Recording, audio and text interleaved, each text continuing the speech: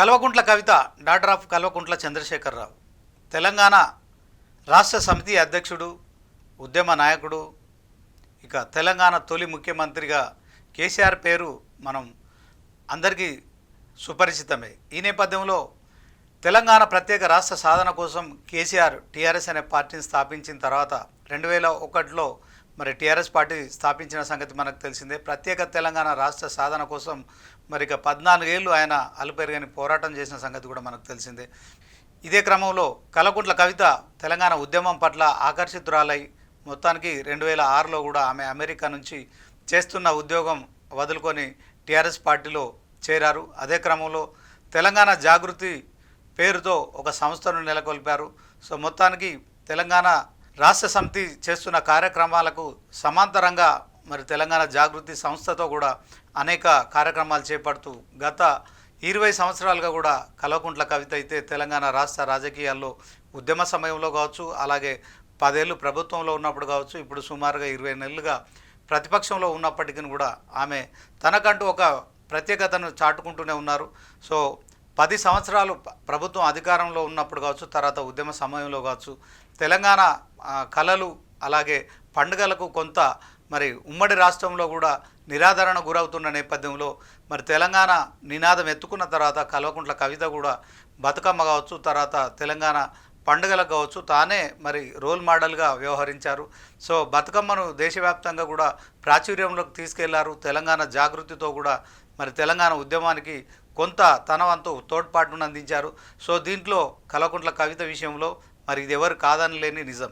అయితే తాజాగా ఆమె చేసిన కామెంట్స్ కావచ్చు, సంచలన వ్యాఖ్యలు కావచ్చు, సో మొత్తానికి కల్వకుంట్ల కవిత బీఆర్ఎస్ పార్టీలోనే ఉండి బీఆర్ఎస్ ఎమ్మెల్సీగా ఉండి సో పార్టీ పైన మరి నాన్న దేవుడని, తర్వాత ఆయన చుట్టూ దయ్యాలు ఉన్నాయని చెప్పడం కావచ్చు, ఆ తర్వాత మరి నల్గొండకు సంబంధించి ఉమ్మడి జిల్లాలో సూర్యాపేట ఎమ్మెల్యే జగదీష్ రెడ్డిపై కావచ్చు మరి చేసిన కామెంట్స్ కావచ్చు, ఆ తర్వాత హరీష్ రావుపై, సంతోష్ రావుపై చేసిన కామెంట్స్ కావచ్చు, మొత్తానికి ఆమె బీఆర్ఎస్ పార్టీలోనే ఉంటూ మరి కొన్ని విమర్శలు చేయడం కావచ్చు, సొంత పార్టీ నేతలపై ఆమె చేసిన వ్యాఖ్యలు ఎంత సంచలనం కలిగించినాయో మనకు తెలిసిందే.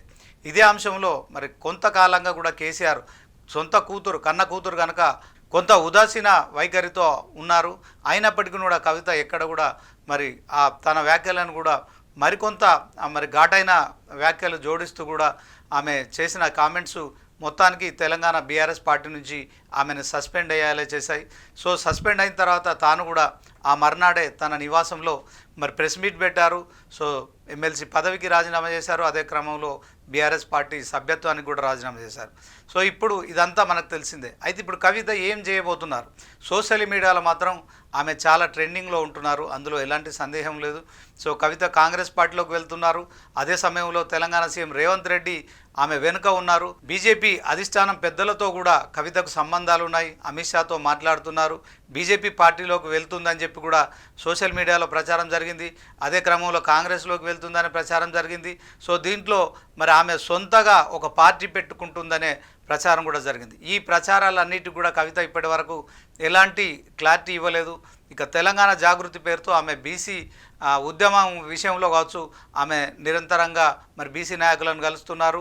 తన నివాసం పక్కనే మరి పార్టీ ఆఫీసును కూడా ప్రారంభించారు. సో నిరంతరంగా కార్యకలాపాలు చేస్తున్నారు. బీసీ ఉద్యమం విషయంలో ఆమె మరి పూలే ఫ్రంట్ కావచ్చు, తర్వాత 42% బీసీ రిజర్వేషన్ల అంశం కావచ్చు, ఖచ్చితంగా ఆ అంశం తేలే వరకు తాను పోరాడుతూనే ఉంటానని చెప్తున్నారు. సో అయినప్పటికీ కూడా కవిత ప్రస్థానం ఎటువైపు వెళ్తుందనే అంశంలో చాలామంది మరి అనేక ఊహాగానాలు చేస్తున్నారు. సో దీంట్లో సోషల్ మీడియాలో కూడా అనేక కథనాలు కూడా ప్రచురితం అవుతున్నాయి. అయినప్పటికీ కూడా కవిత ఇప్పటి వరకు తన ఫ్యూచర్ ప్రణాళిక ఏంటిది అనేది మాత్రం ఇంతవరకు ప్రకటించలేదు. సో సైలెంట్గా ఆమె నివాసం కావచ్చు, ఆ పక్కనే ఉన్న మరి జాగృతి ఆఫీస్ కావచ్చు, సో దాంట్లో కార్యకలాపాలు చేస్తూ మరి ప్రతినిత్యం బీసీ నినాదం కావచ్చు, అదే క్రమంలో తెలంగాణలోని కాంగ్రెస్ ప్రభుత్వంపై విమర్శలు చేయడం కావచ్చు. సో మొత్తానికి నాన్న దేవుడు, ఆయన చుట్టూ దయ్యాలు ఉన్నాయని చెప్పిన కవిత హరీష్ రావు, సంతోష్ రావులను మరి ఆ పేర్లు బయట పెట్టడం కావచ్చు, ఆ తర్వాత మరి నాన్న కేసీఆర్ విషయంలో కావచ్చు, అన్న కేటీఆర్ విషయంలో మరి ఆమె ఎలాంటి విమర్శలు చేయలేదు. మొత్తానికి కవిత ఏం నిర్ణయం తీసుకుంటుందా అనే అంశంలో తెలంగాణ రాష్ట్ర వ్యాప్తంగా మాత్రం ఒక ఆసక్తికరమైన చర్చ అయితే జరుగుతోంది. కవిత కొత్త పార్టీ పెడుతుందని కొంతమంది, కవిత కాంగ్రెస్లోకి వెళ్తుందని కొంతమంది, ఆమెకు మంత్రి పదవి ఇస్తున్నారని చెప్పి కాంగ్రెస్లో కూడా అదొక ప్రచారం కూడా కొనసాగింది. అదే క్రమంలో మరి ఆమె కాంగ్రెస్లోకి వెళ్ళదు, బీజేపీలోకి వెళ్తుందని కొంతమంది, ఇలా ఎవరికి తోచిన విధంగా మరి వాళ్ళు ప్రచారం చేస్తున్నారు. ఇంకొంతమంది ఇంకాస్త ముందుకెళ్ళి ఆమె కొత్త పార్టీ పెట్టుకోబోతున్నారు. సో ఖచ్చితంగా పార్టీ పెట్టి తీరుతుంది, అందుకే రాజకీయ కార్యకలాపాలు చేస్తున్నారు. ఆమె టార్గెట్ మంత్రి పదవి కాదు, ముఖ్యమంత్రి పైనే ఆమె కన్నేశారని, ఆ ముఖ్యమంత్రి పదవిని ఎలాగైనా చేపట్టాలంటే ఖచ్చితంగా ఈ మూడు పార్టీలు ఏవైతే ఉన్నాయో బీఆర్ఎస్, బీజేపీ, కాంగ్రెస్లకు ప్రత్యామ్నాయంగా కూడా మరొక పార్టీని ఏర్పాటు చేసి ఆమె తీవ్ర స్థాయిలో మరి ప్రజల్లోకి వెళ్తారని కూడా ప్రచారం జరుగుతోంది. సో ఈ ప్రచారాలన్నిటికీ కూడా చెక్కుపడుతున్న క్రమంలోనే ఇంకొంతమంది ఇంకాస్త ముందుకెళ్ళి ఆమె తెలంగాణ టీడీపీ అధ్యక్ష బాధ్యతలు చేపడతారని కూడా ప్రచారం జరుగుతోంది. ఇదే అంశంలో మరి రెండు తెలుగు రాష్ట్రాల్లో కవిత ఏ పార్టీలోకి చేరుతుంది, సొంతగా పార్టీ పెడుతుందా, లేకుంటే బీజేపీలోకి వెళ్తుందా, బీఆర్ఎస్లోకి వెళ్తుందా, మళ్ళీ తిరిగి లేకుంటే కాంగ్రెస్ పార్టీకి వెళ్తుందా, ఇదే క్రమంలో సొంత పార్టీ పెట్టుకుంటుందా, లేకుంటే మరి ఈ మధ్య కాలంలో వినిపిస్తున్నట్టుగా తెలంగాణ టీడీపీలోకి మరి ఆమె అధ్యక్షురాలుగా కూడా మరి వెళ్తున్నట్టు కూడా ప్రచారం జరుగుతున్న నేపథ్యంలో ఈ ప్రచారాలన్నిటికీ మాత్రం మరి మొత్తానికి టీడీపీకి సంబంధించి మరి మంత్రిగా ఉన్న లోకేష్ అయితే చెక్ పెట్టినట్టుగా కూడా తెలుస్తోంది. కవిత, జగన్ వేరువేరు కాదు, కవితను తీసుకుంటే టీడీపీలోకి ఖచ్చితంగా జగన్ను తీసుకున్నట్టే అని చెప్పి కూడా ప్రచారం జరుగుతోంది. మొత్తానికి టీడీపీలోకి కూడా కవిత మరి ఎంట్రీ ఇవ్వరని కూడా తెలుస్తోంది. ఇదే క్రమంలో మరి కల్వకుంట్ల కవిత తన భవిష్యత్తు ఆరంగేట్రంపై మరి ఎలాంటి స్పష్టతనివ్వట్లేదు.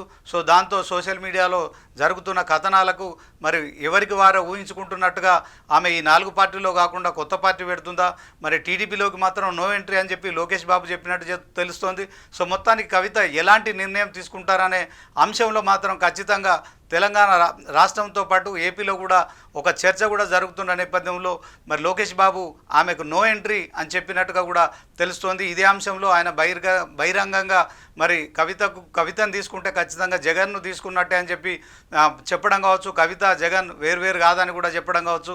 సో సంచలనాత్మకంగా మారిందని చెప్పుకోవచ్చు. ఈ అంశంలో మరి కవిత ఇంకో పార్టీలోకి వెళ్ళనని చెప్తున్నప్పటికీ కూడా ఆమె సొంత పార్టీ విషయంపై ఇప్పటి వరకు మరి ఒక క్లారిటీ ఇవ్వలేదు. ఆమె సొంత పార్టీ పెట్టుకొని ఒక రాజకీయ ప్రత్యామ్నాయ పార్టీగా మరి తెలంగాణ ప్రజల ముందుకు వస్తారా? కవిత చేసిన కార్యకలాపాలు ఏవైతే ఉన్నాయో బీఆర్ఎస్ పార్టీలో కొంత నష్టం కలిగజేశాయి. అందులో కార్యకర్తలు కావచ్చు, నాయకులు కూడా గత కొంతకాలంగా అయోమయంలో ఉన్నారు. అయితే బీఆర్ఎస్ పార్టీ పైన కవిత చేస్తున్న విమర్శలు ఏవైతే ఉన్నాయో ఆ పార్టీ కొంత నష్టం చేకూరుస్తాయనడంలో ఎలాంటి సందేహం లేదు. కవిత ఇంపాక్ట్ ఖచ్చితంగా తెలంగాణ రాజకీయాల్లో ఉంటుందనేది మాత్రం అందరి అభిప్రాయం అయితే కనిపిస్తోంది. దీంట్లో కవిత ఏ రకంగా ముందుకెళ్తారనే దాంట్లో కూడా అందరు ఆసక్తి చూపడమే ఇందుకు మనం ఉదాహరణగా చెప్పుకోవచ్చు. సో కవిత ఇంపాక్ట్ ఉంటుంది. ఆమె ఒక 20 సంవత్సరాలు తెలంగాణ రాష్ట్ర రాజకీయాల్లో ఉద్యమం జరిగినప్పుడు కావచ్చు, తర్వాత మరి ప్రభుత్వంలో ఉన్నప్పుడు కావచ్చు, ఆ తర్వాత బీఆర్ఎస్ పార్టీ ప్రతిపక్షంలో ఉన్నప్పుడు కావచ్చు.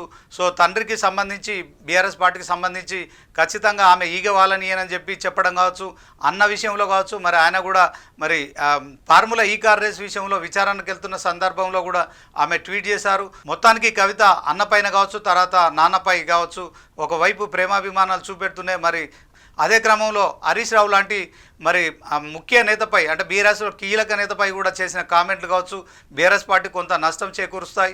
ఎందుకంటే దీంట్లో బీఆర్ఎస్ పార్టీ నష్టపోతే కొంత బీజేపీకి, కాంగ్రెస్కే కనుక కలిసి వస్తుంది, లాభిస్తుంది కనుక. సో ఆమె ఆ రకంగా కామెంట్ చేశారు. అయితే ఆమె బీజేపీలోకి వెళ్తుందా లేకుంటే కాంగ్రెస్లోకి వెళ్తుందా అనే దాని పట్ల ఇంతవరకు క్లారిటీ లేకపోయినప్పటికీ టీడీపీలోకి వెళ్తుందనే ప్రచారం జరుగుతున్న నేపథ్యంలో ఆ ప్రచారానికి లోకేష్ బాబు చెక్ పెట్టారు. టీడీపీలోకి ఆమెను తీసుకునే ప్రసక్తి లేదని చెప్తున్నారు. అదే క్రమంలో బీజేపీ నాయకులు కూడా కవితను తీసుకోమని చెప్తున్నారు. కాంగ్రెస్ నాయకులు కూడా మరి కవితను మేము తీసుకోమని చెప్పడం కావచ్చు. సో మొత్తానికైతే ఉన్న 4 పార్టీలోకి ఆమెకు నో ఎంట్రీ బోర్డు అనేది స్పష్టమవుతుంది. ఇదే క్రమంలో కవిత మరి తెలంగాణ జాగృతితో కార్యక్రమాలు చేస్తారా, మరి కొత్త పార్టీ పెడతారా, ఆ పార్టీకి మరి దసరాకు ముహూర్తం పెట్టుకున్నారా, విజయదశమి రోజున పార్టీ ప్రకటన చేస్తారా అనే అంశంలో మాత్రం మరొకసారి చర్చ కొనసాగుతుంది. సో ఈ ప్రచారాలన్నిటికీ మాత్రం కేసీఆర్ కూతురుగా కావచ్చు, తర్వాత కల్వకుంట్ల కవిత మరి సమాధానం చెప్పాల్సి ఉంటుంది. దసరాకు తెలుగు ప్రజలంతా కూడా మరి కొత్త కార్యక్రమాలు ప్రారంభించడానికి ఆ రోజును మంచి ముహూర్తంగా చూస్తారు. ఒకవేళ కవిత కనుక దసరాకి కొత్త పార్టీ పెట్టే క్రమంలో మరి తెలంగాణ రాష్ట్ర రాజకీయాల్లో ఆమె ఇంపాక్ట్ ఉంటుంది.